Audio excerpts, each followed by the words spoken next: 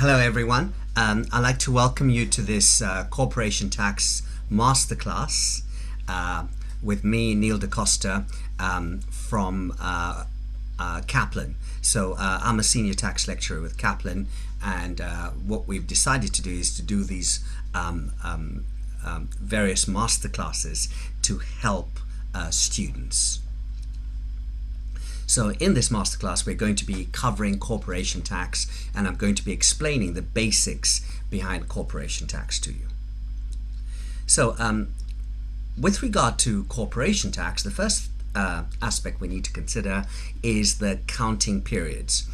And the idea behind corporation tax is UK resident companies have to pay corporation tax on their taxable total profits arising in an accounting period. Okay, so UK resident companies have to pay corporation tax on their taxable total profits. This is referred to as TTP, arising in an accounting period.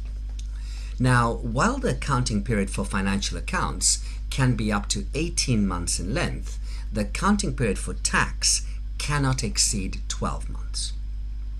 So remember, in tax, our accounting period cannot exceed 12 months. So if you're given a long period of account, what you need to do is to split that long period into two periods of account for tax purposes. So the first period of account will be the first 12 months, and the second period of account will be the remainder of account. So for example, let's say we're given the period 1st of January 2019 up to the 30th of June 20, because that period is 18 months in length. So that period is 18 months in length. And our tax periods cannot exceed 12 months. So when we split it, we're going to split it into firstly the first 12 months. So the first period will be the first 12 months. And in terms of the first 12 months, that means the first period will be the 1st of January 19 up to the 31st of December 19. And the second period will then be the remainder of account.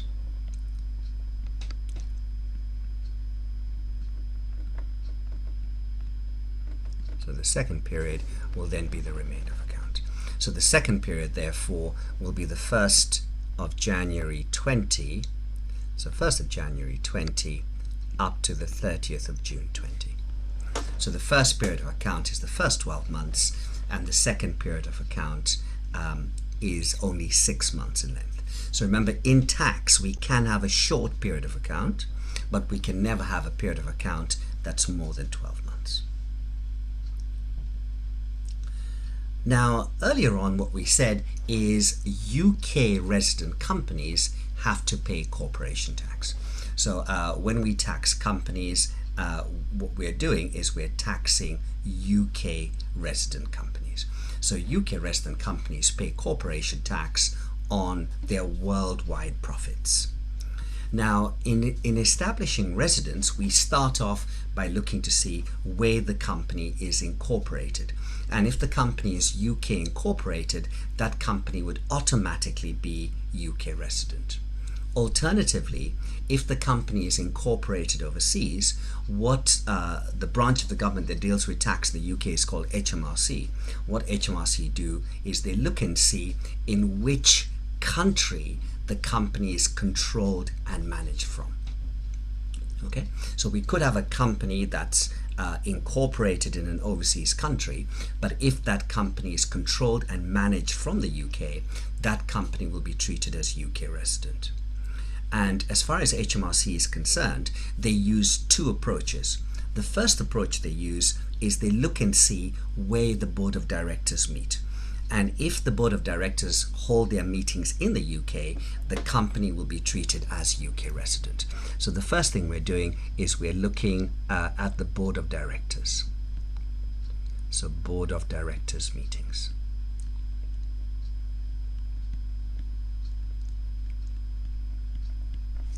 Okay, and if the board of directors meetings take place within the UK, the company will be treated as UK resident.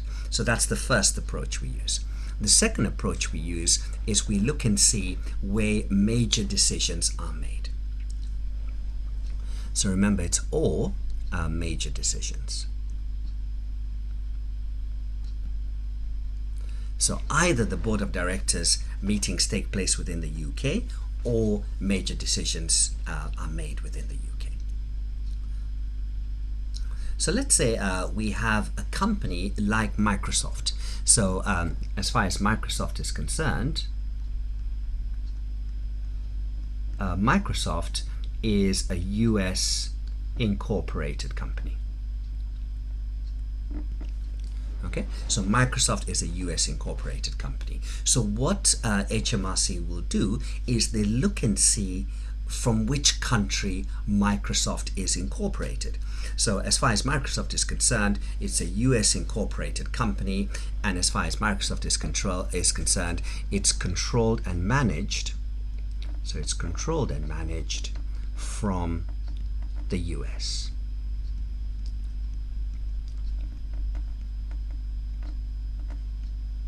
So it's controlled and managed from the US. So obviously, here we have a picture of Bill Gates, one of the world's richest men, and Bill Gates was one of the founders of Microsoft. So if we say that Microsoft is controlled and managed by people like Bill Gates from the US, what you can see therefore is Microsoft will be treated as US resident. So it'll be resident in the US. And because Microsoft is resident in the US, it's not subject to UK corporation tax. So it's not subject to UK corporation tax.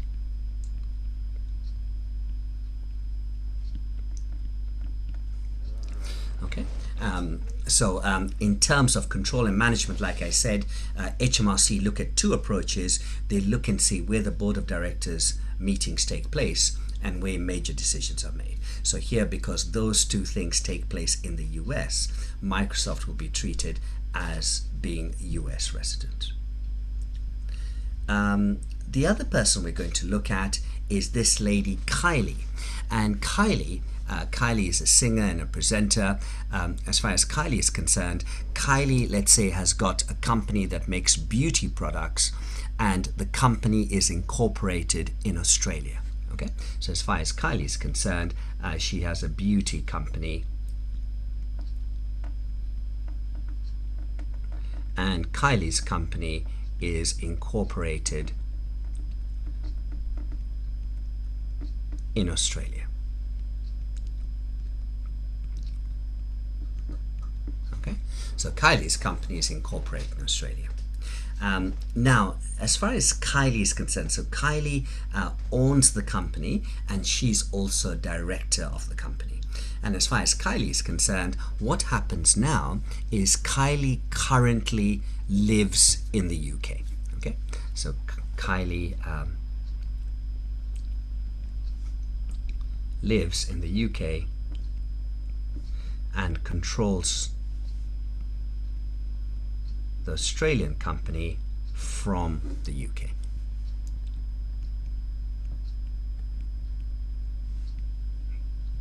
So Kylie lives in the UK and she controls the Australian company from the UK. And here, so even though the company is incorporated in Australia, because the company is controlled and managed from the UK, what would happen here is Kylie's company would be treated as UK resident. So it would be treated as UK resident, and because it's UK resident, it would be subject to corporation tax in the UK.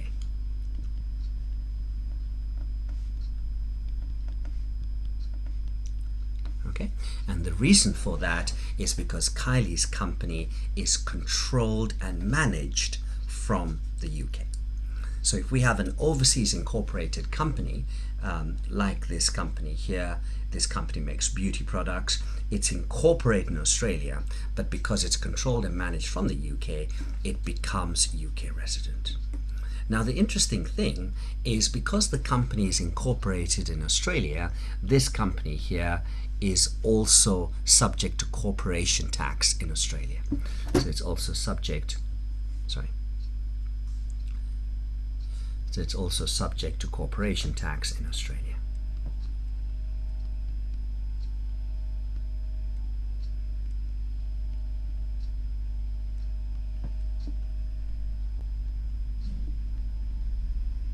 So it's subject to corporation tax in the UK, and it's also subject to corporation tax in Australia.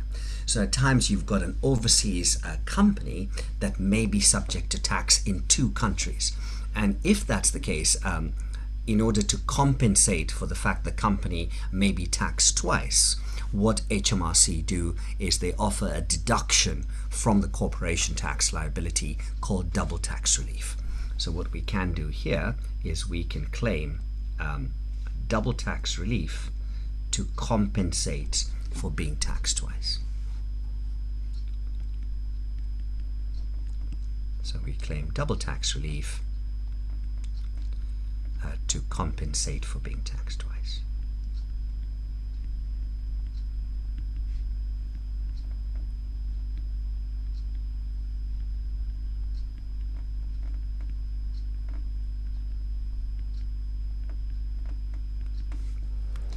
Okay, so here, like I said, we've got this beauty company that's incorporated in Australia, but then the owner of the company left Australia and moved to the UK.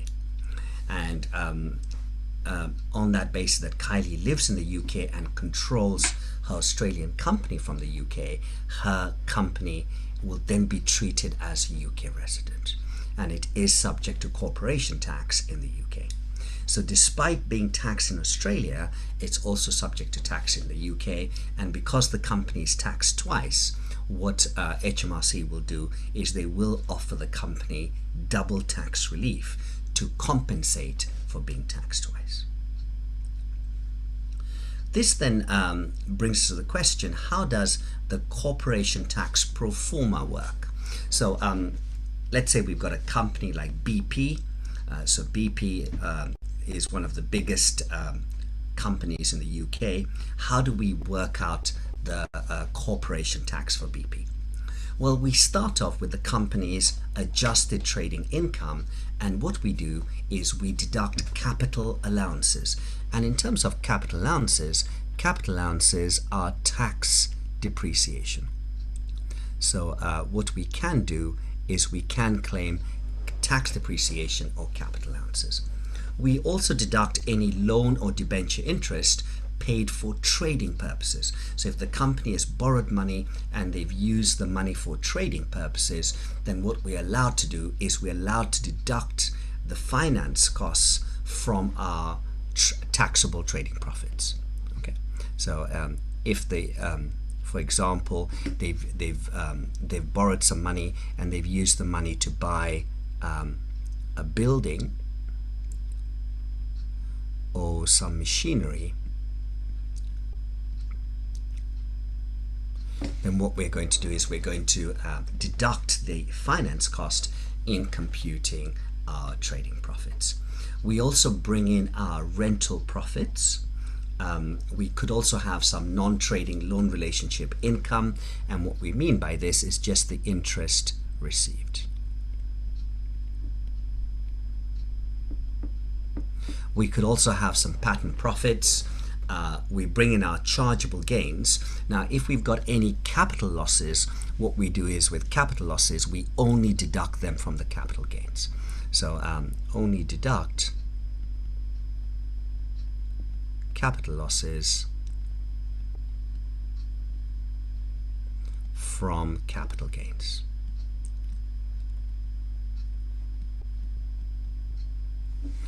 And then what we say is less qualifying charitable donations. This then gives us the figure of taxable total profits. And in terms of taxable total profits, this figure here is referred to as TTP. These are the profits subject to corporation tax. So taxable total profits are subject to corporation tax. What we then do is we add dividends from outside the 51% group. Now, with regard to dividends, dividends are not subject to corporation tax.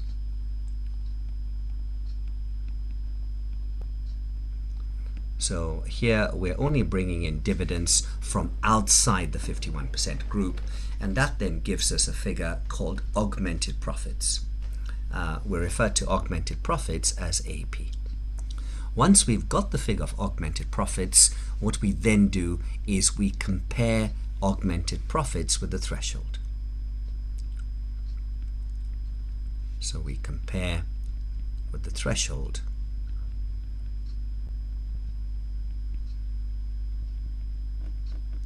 to find the size of the company.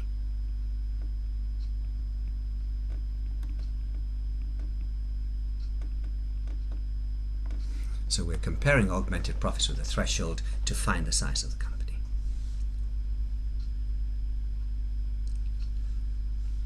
So we now explain some of the points in the Corporation Tax Proforma. So companies can claim tax depreciation of capital allowances on plant and machinery, and also research and development. There are also allowances available on research and development. So let's say we've got a company like BP, for example, and BP buys that tanker there, okay, to carry the fuel to the petrol stations. What we're allowed to do is we're allowed to claim capital allowances on that.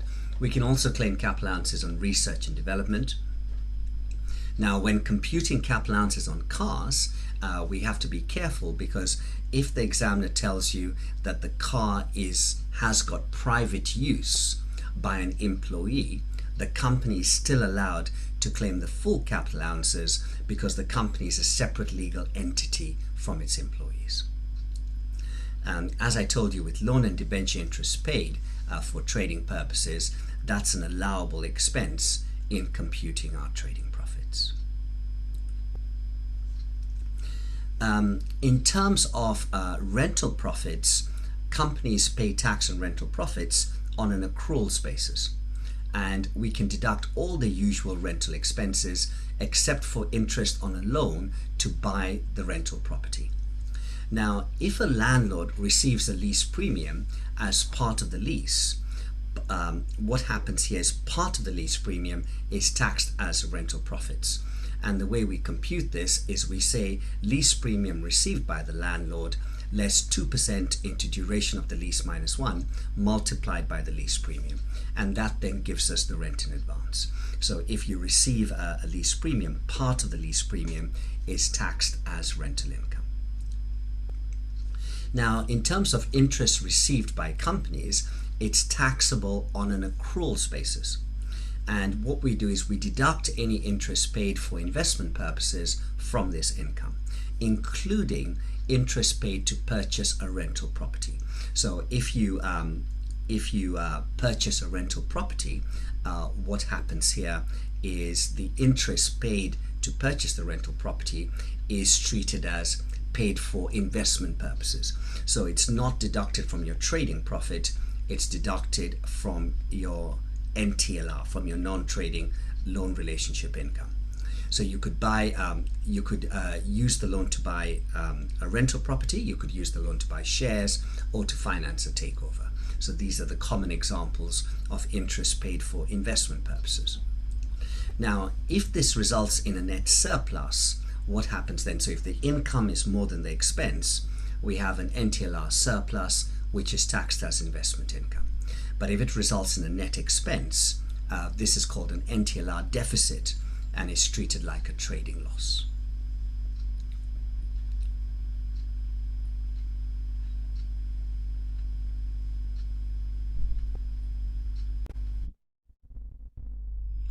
The next item in our Corporation Tax Proforma is capital gains. And when we compute the capital gain, companies are allowed to claim compensation for inflation, and this compensation for inflation is referred to as indexation allowance. But when we get compensation for inflation, we can only claim this indexation allowance up to December 17. So just be aware that there's no indexation allowance available after December 17. And as I told you earlier, if you end up with a capital loss, you can only take your capital loss and offset it against a capital gain. You can't offset the capital loss against other income. Now, in terms of dividends, dividends are not subject to corporation tax, both from UK or overseas companies, because HMRC treat dividends as a distribution of post-tax profits. So the idea here is the paying company has already paid tax on its profits. So when the receiving company gets the dividend, it doesn't have to pay tax again on that same income. But dividends from outside the 51% group are added to taxable total profits in order to find augmented profits. So when we add dividends to our TTP, we are only taking dividends received from outside the 51% group. Now, companies pay tax on TTP at 19%. So the current rate of tax is 19%. To find the size of the company, what we do is we compare augmented profits with the threshold of 1.5 million. So in any tax exam, the tax rates will be given to you. So whenever you're doing a tax exam, always look at the tax rates. Now, if the augmented profits are 1.5 million or less, what happens here is we call the company a small company. But if the augmented profits are more than 1.5 million, what happens here is we call the company a large company. So essentially, companies who have profits of less than the threshold are called small companies. Companies that have profits of more than the threshold are called a large company. In the case of small companies pay corporation tax 9 months and 1 day after the end of the accounting period. So if you've got a small company, it pays corporation tax 9 months and 1 day after the end of the accounting period. With regard to large companies, on the other hand, they pay corporation tax quarterly, and the first payment is due on the 14th of month 7 in the period. So let's say the accounting period starts on the 1st of January. What we do is we count 7 months, so month 7 would be July. So here the first payment of corporation tax would be due on the 14th of July in that period. And thereafter, once you've worked out the first date, it's every quarter thereafter, every 3 months thereafter. Now, if the counting period is less than 12 months, what happens here is we use a formula 3/n, where n is the number of months in the period. So for example, let's say the counting period is 10 months in length. Instead of you saying 3/12 or a quarter, what you'd say is 3/10. And the last payment is always due no later than 3.5 months after the end of the period. So by 3.5 months after the end of the period, we must have paid up all our corporation tax. So with large companies, corporation tax, they pay tax quarterly with the first payment due on the 14th of month 7. Now, large companies do not have to pay tax quarterly if the tax is less than £10,000 or it was not large in the previous period and profits are less than 10 million. Okay, so if the tax is less than 10,000 or the company was not large in the previous period and the profits are less than 10 million, then you do not have to pay tax quarterly. And as I told you, if you're given a short period, you use the formula 3/n, where n is the number of months in the period. And the last payment is always due 3.5 months after the end of the period.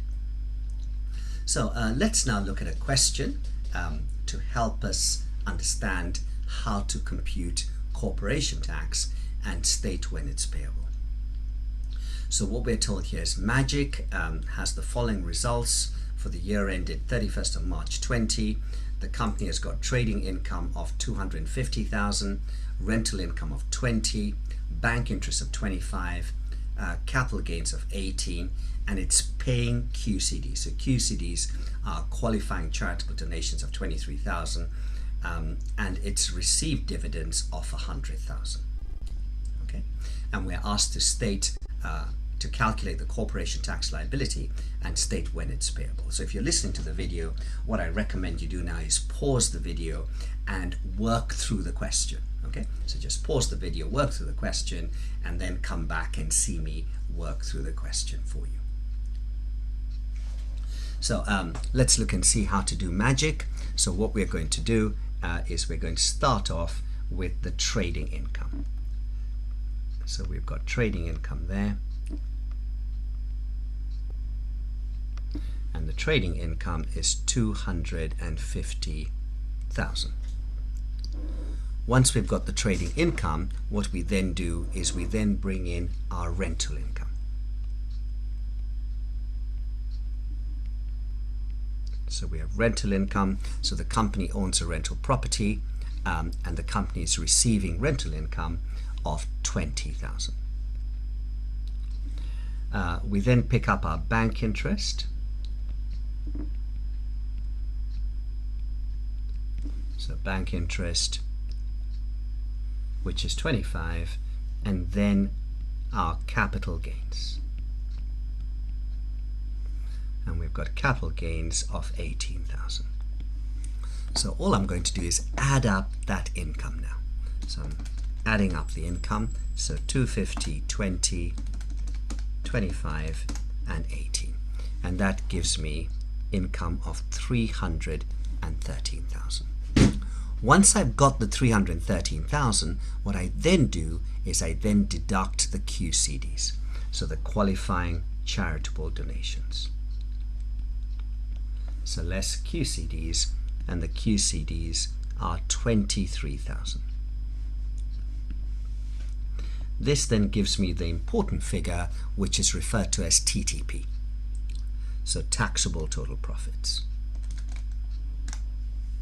So the TTP is 290,000. And once we've got the 290, what we then do is we add the dividends. So these are dividends from outside the 51% group, and the dividends are 100,000.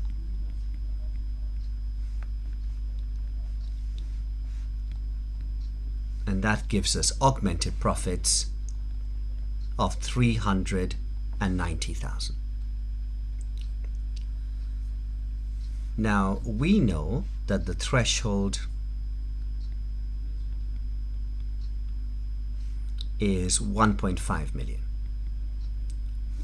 And because 390 is less than the threshold, what this tells us is the company is small.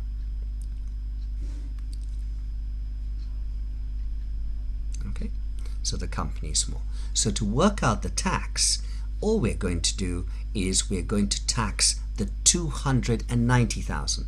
So we only add the dividends to find the size of the company. But the profits that are subject to tax are TTP. So what I'm going to do is I'm going to take the TTP, which is 290,000, and we tax the 290,000 at 19%. to give us 55,100. And this corporation tax is payable 9 months and 1 day after the end of the period. So the period here, the year end, was 31st of March 20. So all we do is we add 9 months to that, and that gives us the 31st of December 20, and then we add a day. So it's 9 months and 1 day after the period. So it's due on the 1st of January 2021. So that's how we do our corporation tax. We add in the income, we deduct the QCDs, the qualifying charitable donations, to arrive at TTP. So TTP is the profits that are going to be taxed, so taxable total profit. But to find the size of the company, we then add dividends from outside the 51% group. So our augmented profits here are 390, which is less than the threshold. So that means the company is small and the profits will be taxed at 19%. So when we tax profits, we're taxing TTP. So dividends are not subject to corp tax.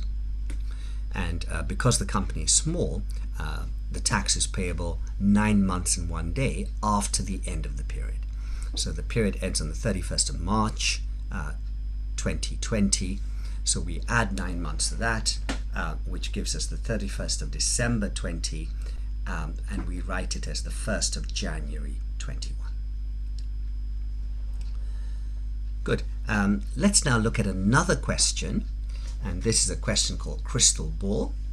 And what we're told for crystal ball is the company has got, crystal ball has got results for the 11 months to the 31st of March 20. So here the accounting period is 11 months in length.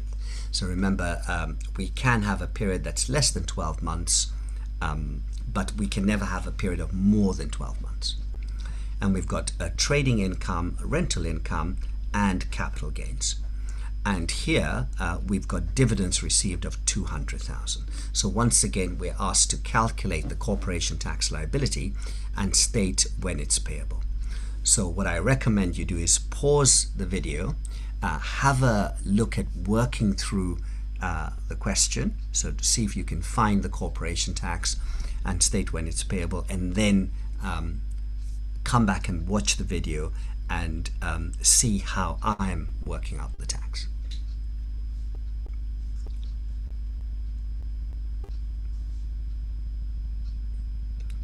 So I'm now going to show you how to do this question here, which is crystal ball.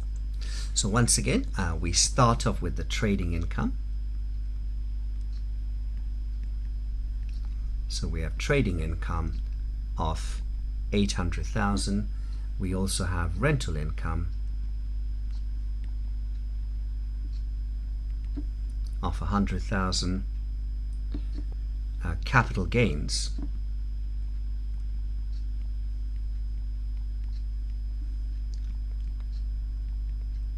of 700,000.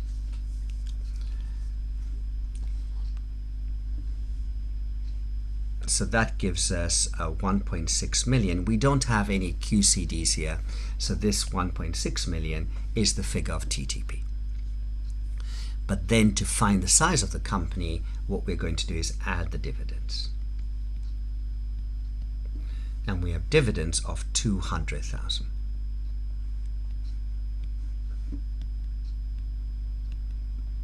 To give us 1.8 million. Now, to find the size of the company, what we now do is we compare augmented profits with the threshold.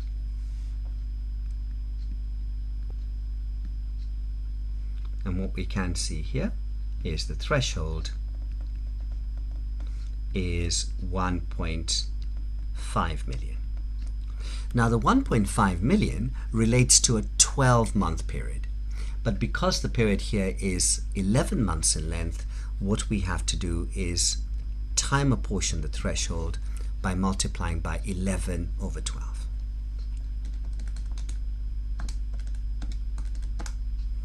And that gives us 1,375,000. So when we compare profits with the threshold, what's going to happen here is you can see augmented profits are more than the threshold, and that means the company is large. Okay, and here we can assume that the company was large in the previous period as well. So because the company is large, we have to pay this tax quarterly. So we're going to start by working out the tax. Now remember, dividends are not subject to corporation tax. So when we tax profits, we're going to tax TTP. So I start by taking the TTP, which is 1.6 million, and I tax that at 19%. So remember, you'll always be given the rates of corporation tax in the exam. So just use the relevant rates. So perhaps if the rates change, like in the UK, we're planning on changing the rates of tax in a few years. The rates of corporation tax are going to go up.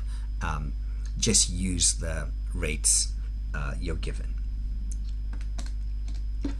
And that gives us 304,000. So the tax is 304,000, but we have to pay this quarterly. Now, the counting period was 11 months in length, and it ends on the 31st of March 20. So it ends on the 31st of March 20. So what we're trying to say here is the counting period ends on the 31st of March 20, but because it's 11 months in length, it started, instead of starting on the 1st of May, instead of starting on the 1st of April, it started on the 1st of May 19. So this period is 11 months in length. And the first payment of tax has got to be on the 14th of month 7. So the 14th of month 7. So what we're saying here is May is month 1. So we're just going to count 7 months on our fingers. So May, June, July, August, September, October, November. So that means month 7 is November. So we're going to start paying the corporation tax on the 14th of November 19. Okay? So the first payment is due on the 14th of month 7 in the period. So the first payment, as we said, is due on the 14th of November 19. We've worked out the corporation tax to be 3 or 4,000, and normally each payment will be a quarter or 25%, and the way we compute the 25% is by simply saying 3 over 12. But the idea here is the counting period is only 11 months in length. So what we're going to do is we're actually going to pay 3 over 11 of the tax. And that gives me 82,909. The second payment on account is due 3 months later. So we're going to count 3 months from the 14th of November. So November, December, January, Feb, guys. So it's 14th of Feb. So a lovely romantic day. Okay, so 14th of Feb 20. So, you know, romantic day for many of you, but for this company here, it's not a romantic day, because on Valentine's Day, the company has to pay corporation tax, and the company has got to pay 82,909. The third payment is due 3 months later, which would be the 14th of May 20. And once again, we're going to pay 82,909. Now, with regard to the fourth and final payment, the fourth payment, remember, is due no later than 3.5 months after the end of the period. So the period ends on the 31st of March 20. So if we add 3.5 months to that, so we've got March, April, May, June, plus half a month gives us 14th of July. So because of the 3.5 month rule, the last payment is due on the 14th of July 20.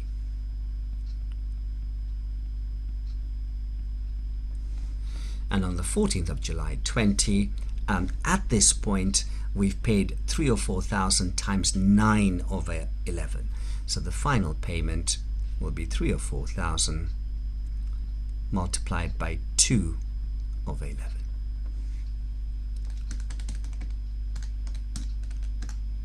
Which is 55,273.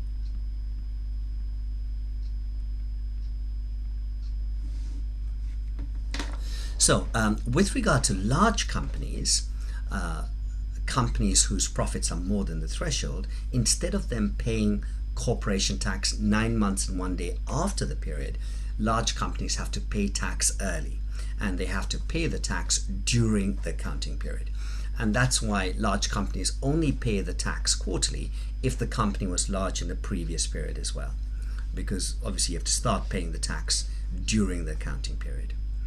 And what we're trying to say here is the first payment is due on the 14th of month 7 and quarterly thereafter.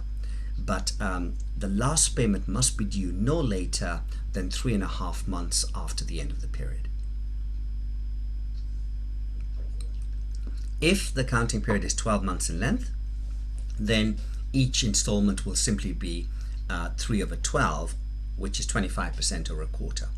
But if the accounting period is short, less than 12 months, then you use the formula 3/n, where n is the number of months in the period. So here, instead of saying 3/12, we said 3/11. So we're going to pay 3 payments of 3/11, and the final payment will be 2/11.